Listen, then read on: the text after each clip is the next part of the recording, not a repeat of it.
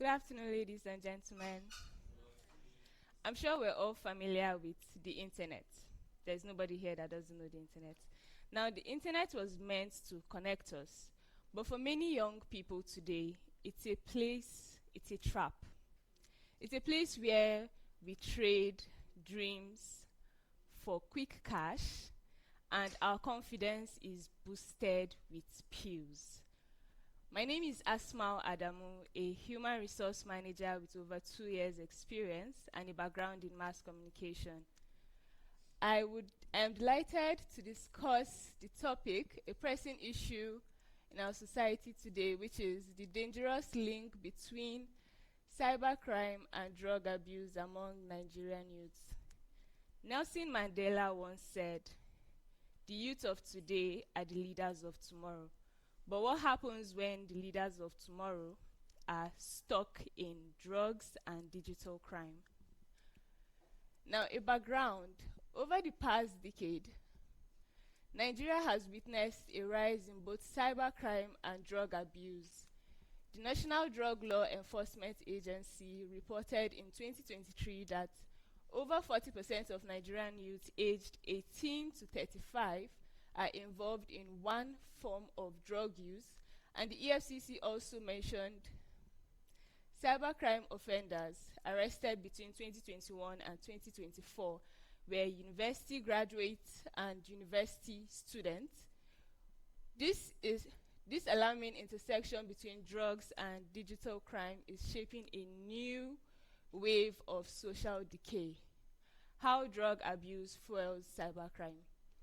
Now, most persons don't have the confidence to go into cybercrime, to dupe people and all of that. So they use these drugs to boost their morale and make them inhuman. So when they do these things, they don't think about the consequences and how the other person feels. Research from the United Nations Office on Drugs and Crime 2022 shows that substance abuse impairs judgment and increases the tendency for risky or immoral behavior, even without mentioning cybercrime. When you're high on either drugs or drunk alcohol, it makes you misbehave or say things you don't want to say. It makes you act immorally, and you are not in control of yourself. So most people take advantage of that to go into digital crimes. A study by Nnamdi Azikiwe University 2023 found that over 60% of internet fraudsters admitted to using drugs to boost morale or escape guilt. This combination of mental instability and moral detachment turns them into relentless offenders, desensitized to the harm they cause others. Now, the social and economic consequences of drug abuse and cybercrime in Nigeria. Before I go globally, I would like to mention within ourselves, Nigerians, where we're trying to make orders online or do business with our fellow Nigerians. You check their profiles. We want to check, and it's not like it's enough, but we just try to make sure that we are not falling into fraudsters.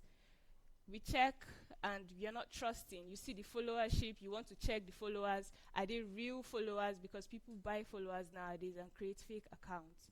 Now that's an economic consequence. Cybercrime and drug abuse not only destroy individual lives, but also damage Nigeria's global image.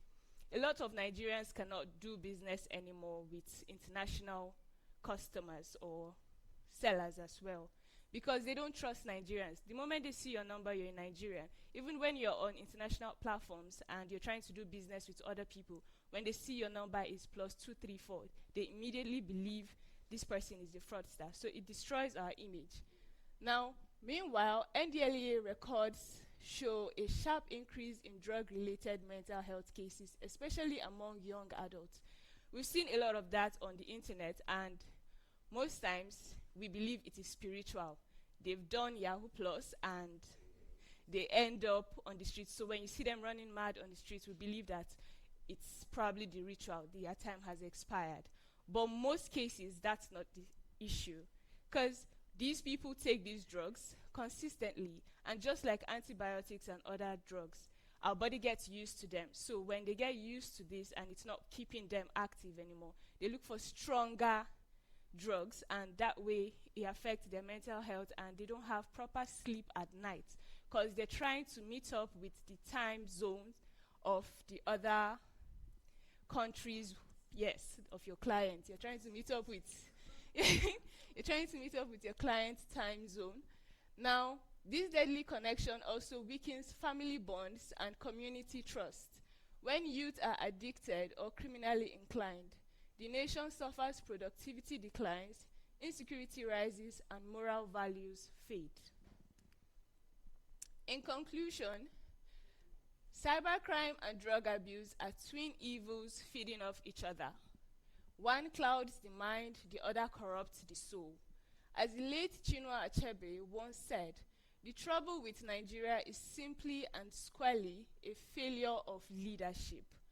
It's time for leaders, parents, and educators to take firm action through digital literacy, moral education, and youth mentorship. If we don't act now, our leaders of tomorrow might destroy the tomorrow they are meant to lead. Thank you very much. My name remains Asmau.